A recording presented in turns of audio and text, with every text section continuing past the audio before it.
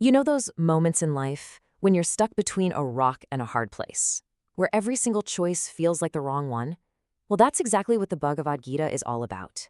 It's this incredible ancient text, but honestly, it's more like a guide for navigating the toughest battles we all face right here, right now. So picture this. We're not in some quiet, peaceful setting. No, we're on the edge of a massive battlefield, just moments before this huge, world-changing war is about to kick off. And our hero, this legendary warrior named Arjuna, he looks out at the opposing army, and what he sees just stops him in his tracks. It's not a sea of faceless enemies. It's his own family, his friends, his teachers. So what could possibly make a warrior, a great warrior, just refuse to fight? Well, this is it. The sight of his loved ones literally shatters him. He just drops his bow, completely overwhelmed. And this isn't just, getting nervous before a big event. This is a full-blown moral crisis, and it's the very thing that kicks off one of the most profound conversations in human history. All right, so let's dive right into this crisis on the battlefield. The scene is set at Kurukshetra. This is the big one, the final epic battle from the Mahabharata. You've got these two huge armies ready to go at it, and an entire kingdom's future is on the line. So Arjuna, who's like the best archer in the world, he tells his charioteer, Krishna, "Hey, take me to the middle of the field. I want a good look at who we're fighting." And when he gets there, man, it's not just an army. He sees his grandfather, his cousins, the very men who taught him how to be a warrior in the first place. And the reality of it all just hits him like a ton of bricks. To win this war, a war he believes is just, he has to kill the people he loves most. The text says his whole body starts to tremble, his mind is in a total fog, and he just says, "I can't do it. I won't fight." And right there, that moment of total breakdown, that's the spark for the whole conversation we know as the Bhagavad Gita. Okay, so this whole crisis really comes down to a massive internal tug of war. It's a clash between his duty and his own sense of what's morally right.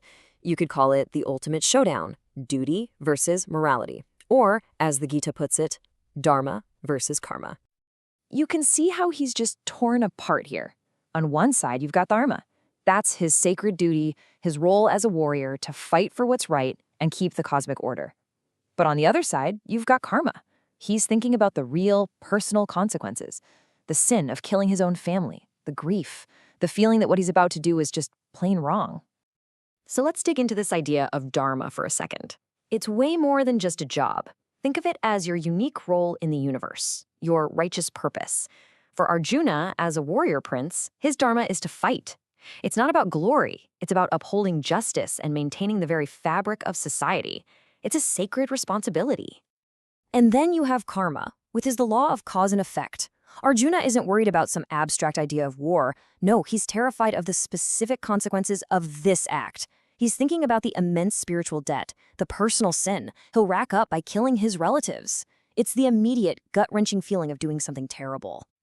And you can just feel his pain in his own words here. He's basically saying, "I just don't see how anything good comes from this." He's asking a question we've all probably asked in our own lives. Even if I win, what's the cost? Is this victory really worth it? This is the absolute core of his problem. So, what's Krishna's response to all this anguish?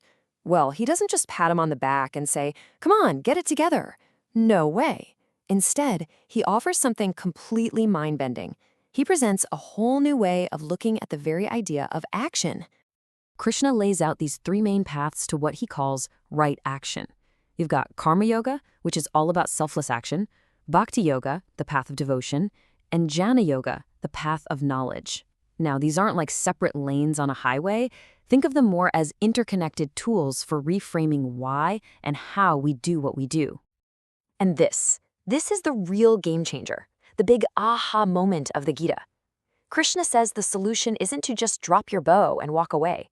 Avoiding action is not the answer. The key is to change your entire relationship to the action itself.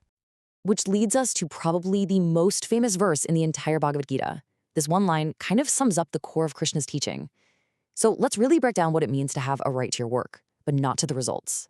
This idea has a name, nishkama karma, or desireless action. What Krishna is basically telling Arjuna is this: do your duty, fight this battle, but you have to let go of any attachment to what happens next. Don't fight because you crave victory, and don't freeze up because you fear defeat. You act because it's the right thing to do, period. The freedom is in the action itself, not in the outcome. And this is exactly why this ancient story is still so powerful today. Because let's be real, the battlefield isn't just a physical place. It's a metaphor. It's the battlefield inside all of us. Think about it. Those two opposing armies, they're really just the warring forces inside our own heads, right? Our responsibilities versus our personal feelings, our courage versus our fear. In that moment, Arjuna stops being some ancient warrior. He becomes us. He's every single one of us, standing there, completely stuck, not knowing which way to turn. And these ancient dilemmas feel incredibly modern, don't they? I mean, how do you find meaning in a job that just drains you? How do you get through a major personal crisis? What do you do when there's no easy, clean answer? These are our battlefields. The Gita doesn't give you a simple checklist, but it offers a way to act with purpose, even when everything feels chaotic. So when you boil it all down, the Gita is offering us this incredibly powerful psychological toolkit.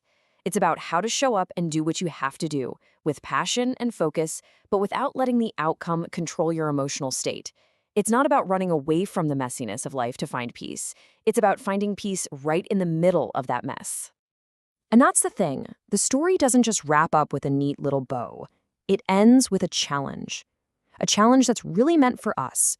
Arjuna was forced to face his battle. So the question the Gita leaves ringing in our ears is, what about you? In your own life, right now, what's the right action that you're putting off? What's the battle you've been avoiding?